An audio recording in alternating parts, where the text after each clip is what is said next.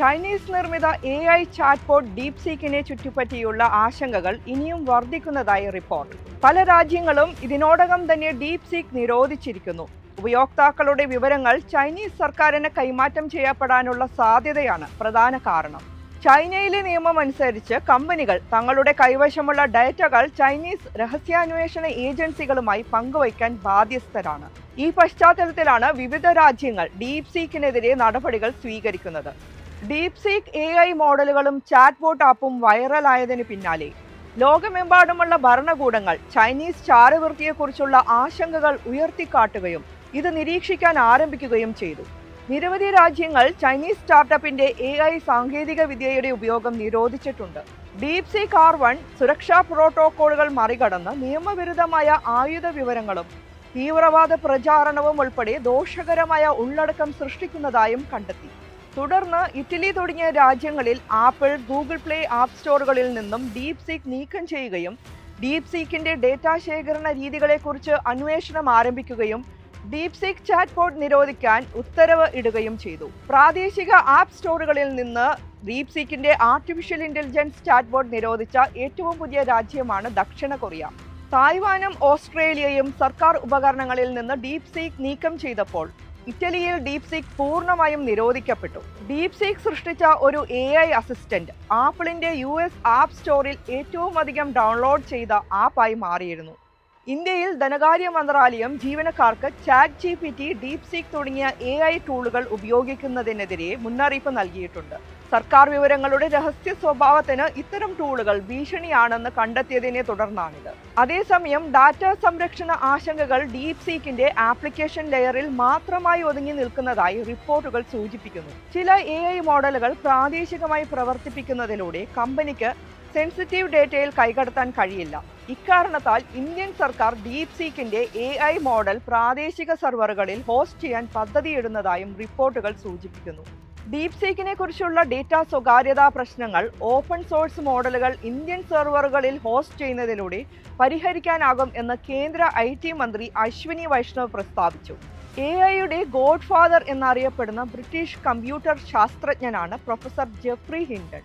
Artificial ഇന്റലിജൻസിന്റെ വികസനത്തിന് അദ്ദേഹം നൽകിയ സംഭാവനകൾ വളരെ വലുതാണ്. ഡീപ് ലേണിംഗ് എന്ന AI സാങ്കേതിക വിദ്യയുടെ വളർച്ചയിൽ ഹിൻഡൻ നിർണായക പങ്ക് വഹിച്ചു. ടൊറാൻഡോ യൂണിവേഴ്സിറ്റിയിലെ തന്റെ 2 ബിരുദാനന്തര വിദ്യാർത്ഥികളോടൊപ്പം AI സിസ്റ്റങ്ങളുടെ അടിത്തറയായ സാങ്കേതിക വിദ്യ ഹിൻഡൻ രൂപകൽപ്പന ചെയ്തു. ഈ സാങ്കേതിക വിദ്യയാണ് ChatGPT പോലെയുള്ള ജനപ്രിയ ചാറ്റ്ബോട്ടുകൾക്ക് ശക്തി നൽകുന്നത്. അദ്ദേഹത്തിന്റെ കണ്ടുപിടുത്തങ്ങൾ, പ്രത്യേകിച്ച് ബാക്ക് പ്രൊപ്പഗേഷൻ അൽഗോരിതം, ഇന്ന് കാണുന്ന പല AI സിസ്റ്റങ്ങളുടെയും അടിസ്ഥാനമായി പ്രവർത്തിക്കുന്നു. ഈ കണ്ടുപിടുത്തങ്ങൾക്ക് ട്യൂട്ടറിംഗ് അവാർഡ് ഉൾപ്പെടെ നിരവധി പുരസ്കാരങ്ങൾ അദ്ദേഹത്തിന് ലഭിച്ചിട്ടുണ്ട്. അദ്ദേഹം കണ്ടുപിടിച്ച ബാക്ക് പ്രൊപ്പഗേഷൻ എന്ന ഒരു രീതി ന്യൂറൽ നെറ്റ്വർക്കുകളെ കൂടുതൽ കാര്യക്ഷമമായി പഠിക്കാൻ സഹായിച്ചു. മനുഷ്യ മസ്തിഷ്കത്തിന്റെ മാതൃകയിൽ പ്രവർത്തിക്കുന്ന കമ്പ്യൂട്ടർ സിസ്റ്റങ്ങളാണ് ന്യൂറൽ നെറ്റ്വർക്കുകൾ. ഹിൻഡന്റെ ഏറ്റവും പ്രധാനപ്പെട്ട ആശയങ്ങളിലൊന്ന് AIക്ക് സ്വന്തമായി ധാരണകൾ വികസിപ്പിക്കാൻ കഴിയും എന്നതാണ്. മനുഷ്യന്റെ അറിവിന് സമാനമായ രീതിയിൽ പഠിക്കാൻ AIക്ക് സാധിക്കുന്നു.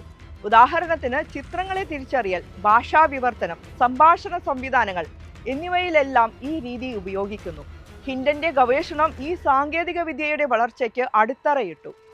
ഈ വിഷയത്തിൽ അദ്ദേഹത്തിന്റെ സംഭാവനകൾ 2024 ഭൗതിക ശാസ്ത്രത്തിനുള്ള നോബൽ സമ്മാനം നേടുകയുണ്ടായി.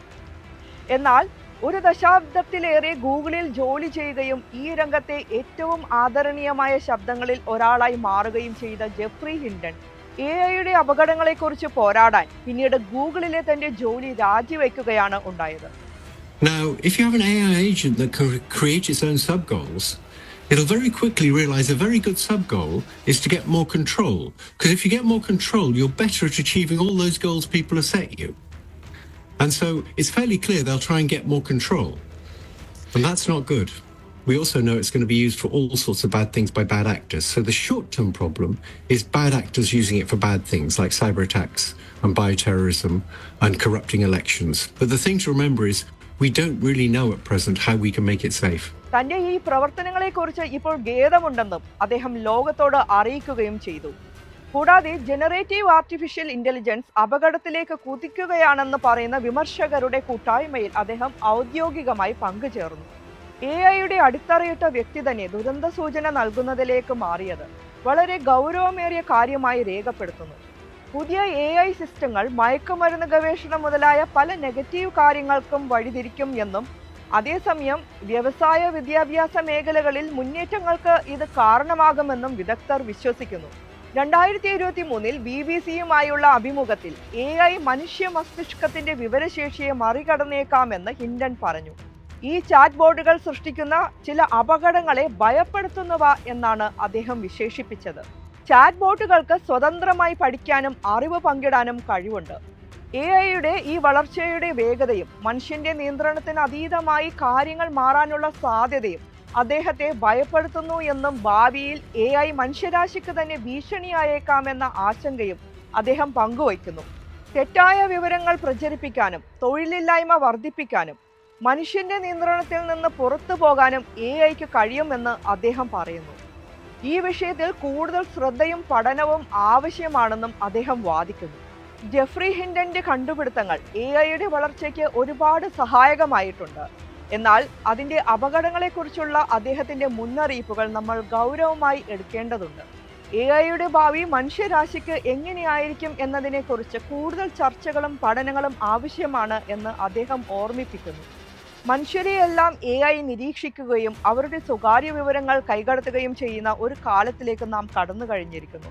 ഹിൻഡന്റെ ഈ മുന്നറിയിപ്പുകൾ സാങ്കേതിക വിദ്യയുടെ ഭാവിയിലേക്കുള്ള അപകടങ്ങളെക്കുറിച്ചുള്ള ചർച്ചയ്ക്ക് ഒരു പുതിയ തലം നൽകുന്നു. അദ്ദേഹത്തിന്റെ വാക്കുകൾ ഗവേഷകർക്കും നയരൂപകർത്താക്കൾക്കും ഒരുപോലെ വിലപ്പെട്ടതാണ്.